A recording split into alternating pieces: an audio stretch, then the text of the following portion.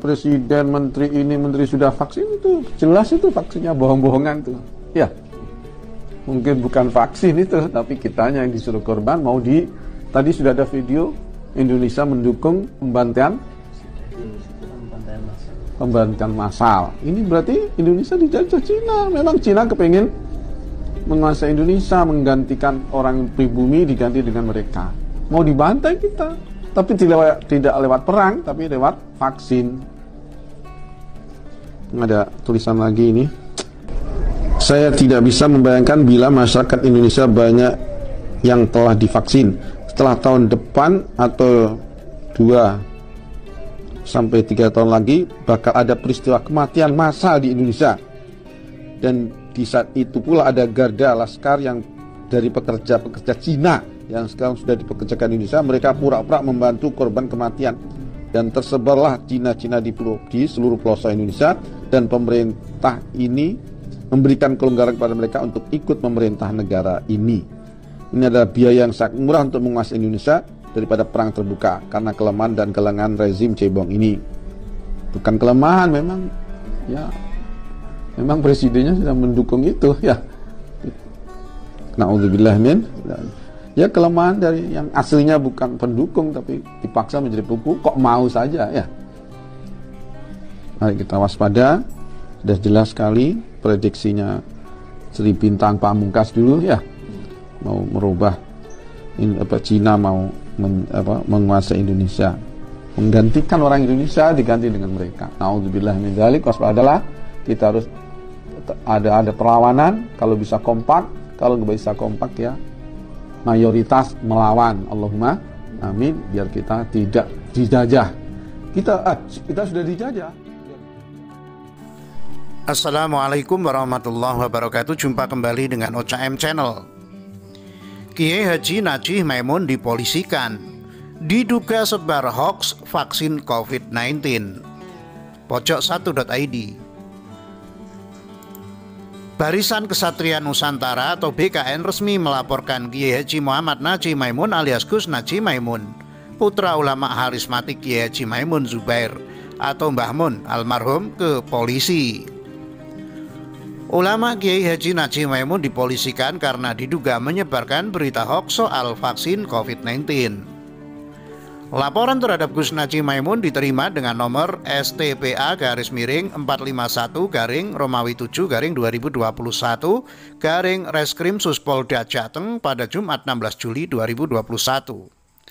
Alhamdulillah, Gus Najih Maimun akhirnya resmi dilaporkan BKN Barisan Kesatria Nusantara.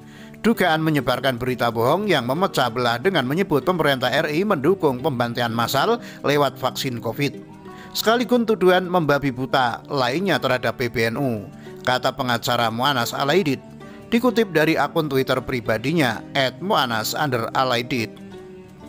Sabtu 17 Juli, founder of Indonesian Cyber ini menyarankan agar aparat menangkap Gus Najih Maimun. Beliau harus dipanggil, kalau perlu ditangkap saja. Sikapnya belakangan ini sangat jauh dari ulama panutan NU, Mbah Maimun dan Kiai NU lainnya. Saya pribadi mendukung proses hukum terhadapnya, tandas Mu'anas.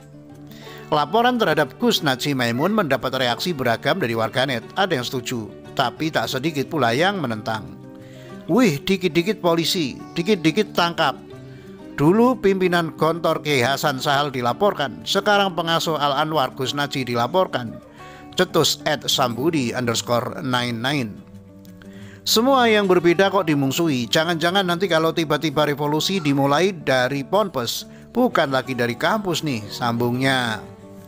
Komentar @sambudi_99 ditanggapi oleh Mu'anas Alaidit. Ia menyebut ulama juga bisa salah. Berbeda mata lu, fitnah dan nyebar hoax itu melanggar hukum. Coba lihat videonya. Ulama juga bisa salah kalau dibisikin hal sesat ke kupingnya. Mau setinggi apapun ilmunya, kalau nggak punya akhlak dan adab, proses hukum harus sama terhadap semua warga negara. Apalagi ini bukan bohong kesekian kalinya, tandas Mu'anas.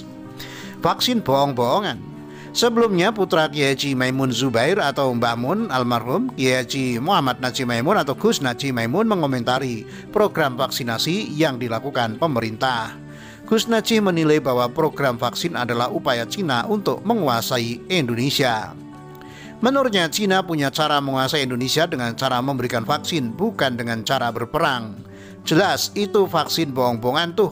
Ya, mungkin bukan vaksin tuh, tapi kitanya yang disuruh korban, ujar Gus Najih lewat sebuah video yang diunggah oleh akun @wagimandip212_ dikutip pada Rabu 14 Juli.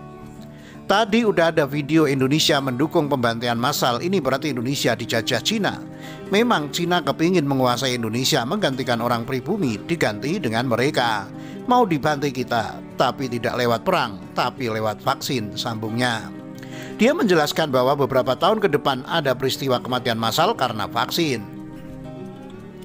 Disitulah Cina akan pura-pura membantu Indonesia hingga akhirnya menguasai Indonesia seutuhnya. Ini ada tulisan lagi nih, saya tidak bisa membayangkan bila masyarakat Indonesia banyak yang telah divaksin. Setelah tahun depan atau 2-3 tahun lagi bakal ada peristiwa kematian massal di Indonesia. Katanya membaca sebuah tulisan. Sudah jelas sekali kita harus waspada. Sudah diprediksi dari Sri Bintang Pamungkas bahwa Cina mau menguasai Indonesia. Waspadalah. Kalau bisa kita kompak, mayoritas melawan. Tandas Gus Najih. Sementara itu dilansir dari gpnn.com, Novel Bamumin melontarkan sejumlah tudingan keras terkait PPKM darurat. Wakil Sekjen Persaudaraan Alumni PA212 Novel Bamumin mengomentari kebijakan pemberlakuan pembatasan kegiatan masyarakat atau PPKM darurat yang diterapkan sejak 3 hingga 20 Juli 2021. Novel menuding penerapan PPKM darurat merupakan kebijakan politik untuk menutupi kegagalan pemberangkatan calon jamaah haji beberapa waktu lalu. Menutupi kegagalan jemaah haji yang tidak berangkat, disinyalir dananya dipakai, kata Novel kepada gpnn.com melalui pesan singkat Minggu 4 Juli. Novel juga menuding penerapan PPKM darurat itu diduga kuat permainan bisnis di bidang kesehatan. Diduga ada permainan bisnis yang sangat menguntungkan di bidang kesehatan, ujar Novel. Di sisi lain, Novel juga menyoroti kondisi saat ini yang ramai melakukan swab test PCR dan vaksinasi COVID-19. Yang terjadi adalah orang sudah divaksin 2 kali pun malah terkena virus corona itu sendiri, ucap Novel. Tak hanya itu, Novel menyoroti bandara-bandara di Indonesia yang tidak ditutup sedangkan masjid ditutup. Menurutnya hal tersebut keputusan yang meresahkan. Novel meminta agar tidak terjadi keresahan, perlu diadakan dialog nasional secara virtual dengan melibatkan elemen masyarakat dan para tokoh. Bersama mengambil sikap yang pasti dan tegas, bukan semuanya, apalagi PPKM diketuai oleh orang tidak sama sekali mewakili rakyat, tutur Novel. Demikian, wassalamualaikum warahmatullahi wabarakatuh.